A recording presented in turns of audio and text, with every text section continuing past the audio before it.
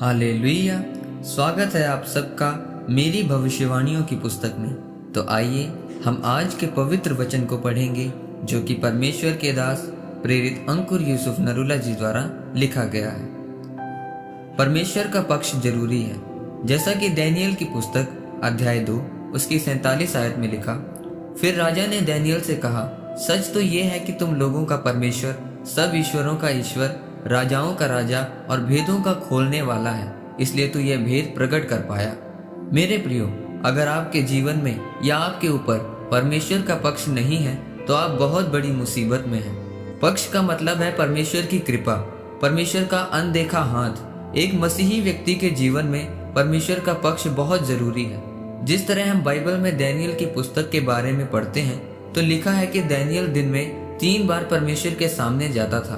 कुछ भी क्यों ना हो जाए, लेकिन वह दिन में 3 बार प्रार्थना करता था और यही कारण था कि दानियेल के ऊपर परमेश्वर का पक्ष था कि परमेश्वर ने उसे सिंहों की मांद में से बचाया। जब नबूकदनेस्सर राजा को स्वप्न आया तो राजा ने आज्ञा दी कि ज्योतिषी, तंत्री और कसदी बुलाए जाएं, जो मेरे स्वप्न का अर्थ फल समेत बताएं, लेकिन किसी ने नहीं बताया। तब दानियेल को बुलाया गया। तब दानियेल ने राजा को फल समेत उसका अर्थ बताया। तब नबूकदनेस्सर राजा ने यहोवा परमेश्वर की महिमा की और दानियेल को दंडवत किया। मेरे प्रियो, ये कैसे हुआ? ये अचानक एकदम से नहीं हुआ। दानियेल रोज परमेश्वर की हजूरी में 3 बार जाता था। उसका परमेश्वर के साथ मजबूत रिश्ता था। परमेश्वर का अनुग्रह और उसकी कृपा उसके ऊपर थी, इसलिए वह स्वप्न का अर्थ बता पाया। आज इसी पक्ष की एक मसीही व्यक्ति को जरूरत है। आज बहुत सारे लोगों का परमेश्वर के साथ रिश्ता मजबूत नहीं है और फिर वो कहते हैं कि परमेश्वर ने मुझे आशीषित नहीं किया, परमेश्वर मेरी सुनता नहीं।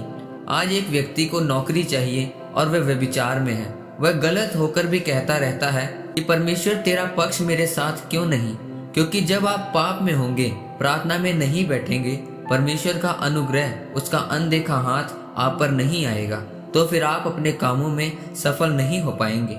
मेरे प्रियो, अगर यूसुफ ने उस समय पोतीफर की पत्नी के साथ व्यभिचार किया होता, मौके का फायदा उठा लिया होता, तो वह उसी देश का प्रधानमंत्री ना बनाया जाता। लेकिन वो जानता था कि अगर मैंने पाप कर लिया तो परमेश्वर का पक्ष मुझ पर नहीं आएगा। परंतु वो वहां से भागा और चाहे जेल में रहा, लेकिन उसने अपनी पवित्रताई को बना कर रखा और परमेश्वर ने उसे अपने समय पर ऊंचा और आशीषित किया। इसलिए मेरे प्रियो, अगर आप चाहते हैं कि परमेश्वर का वो अनुग्रह, उसका अनदेखा हाथ आपके ऊपर आए जो दानियेल और यूसुफ के ऊपर था, तो अपनी प्रार्थना और उपवास को बढ़ाएं, तब परमेश्वर आपको ऊंचा और आशीषित करेगा। आमीन। आइए परमेश्वर के दास के द्वारा लिखे गए इस अंगीकार को आप मेरे साथ एक मन होकर करें। सर्वशक्तिमान परमेश्वर, मैं इस वचन के लिए आपका धन्यवाद करता हूँ। पिता परमेश्वर, मैं अंगीकार करता हूँ कि मैं अपनी प्रार्थना और उपवास को बढ़ाऊंगा और तेरे पक्ष को पाऊंगा, प्रभु यीशु मसीह के नाम में, आमीन। परमेश्वर आप सबको आज के वचन के ऊपर मनन करने के द्वारा आशीषित करें, आमीन।